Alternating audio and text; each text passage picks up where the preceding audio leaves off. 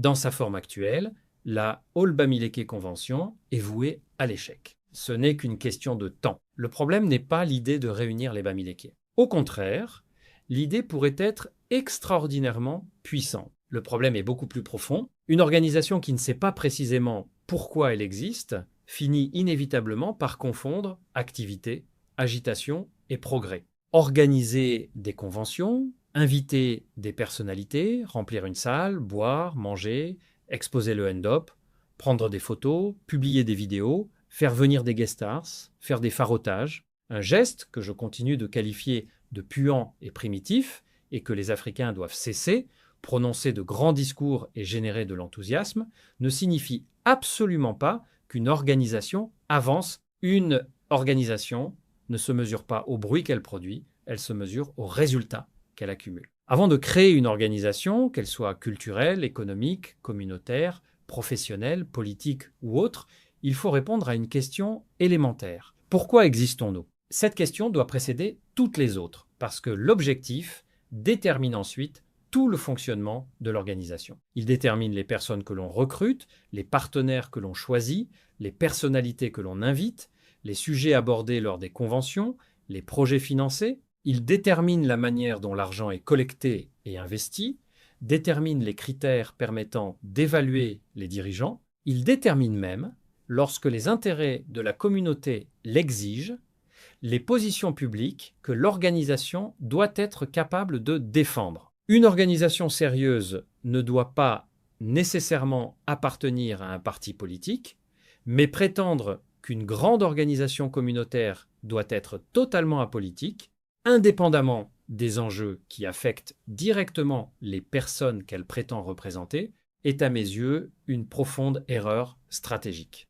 Il existe une différence fondamentale entre être partisan et défendre politiquement des intérêts. On peut refuser d'être l'instrument d'un parti politique tout en étant capable d'interpeller les pouvoirs publics, de défendre des entrepreneurs, de réclamer des infrastructures, de dénoncer une injustice, de soutenir une réforme utile ou de combattre une décision contraire aux intérêts de sa communauté. Les grandes organisations juives comme la AIPAC ou la AJC aux États-Unis, qui comprennent le fonctionnement du pouvoir, ne se contentent pas de célébrer leur identité. Elles organisent leurs intérêts, construisent des réseaux, développent du capital, créent des institutions, financent l'éducation, accompagnent leurs entrepreneurs, développent leur influence, produisent des données, construisent des mécanismes de solidarité. Elles identifient leurs problèmes collectifs et mettent des ressources en face de ces problèmes. Voilà ce que devrait devenir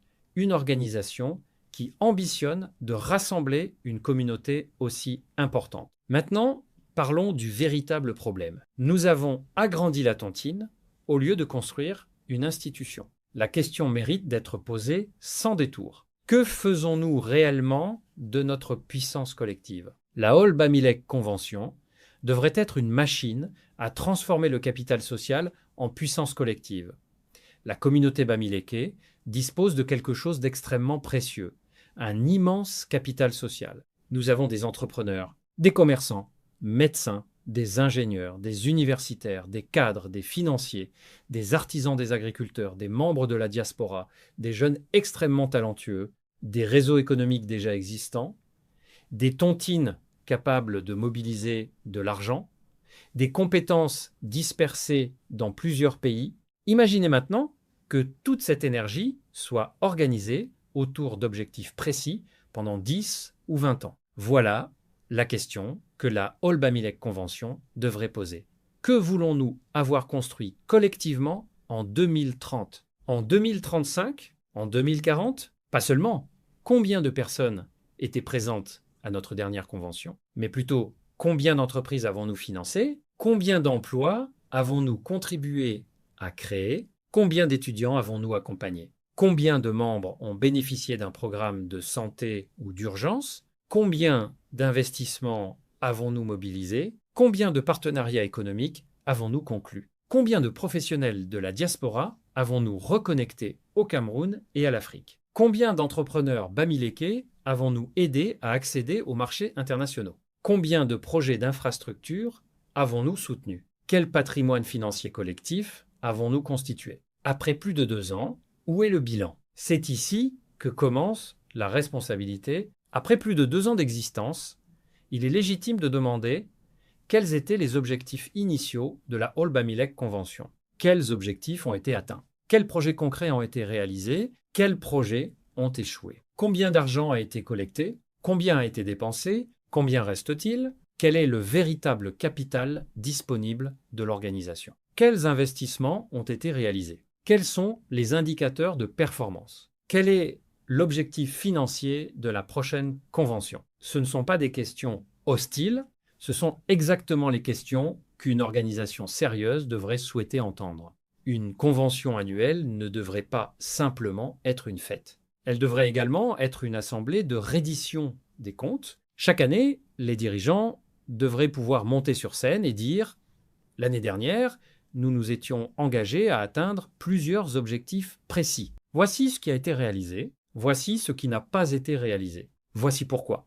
Voici les comptes. Voici l'audit. Voici notre capital actuel. Voici les projets financés. Voici les résultats obtenus. Voici nos objectifs pour les 12 prochains mois. » C'est cela, une institution. La transparence ne fragilise pas une organisation, elle la crédibilise. Une convention doit produire du capital, des connexions et des décisions. Imaginez une autre Olbamilek Convention.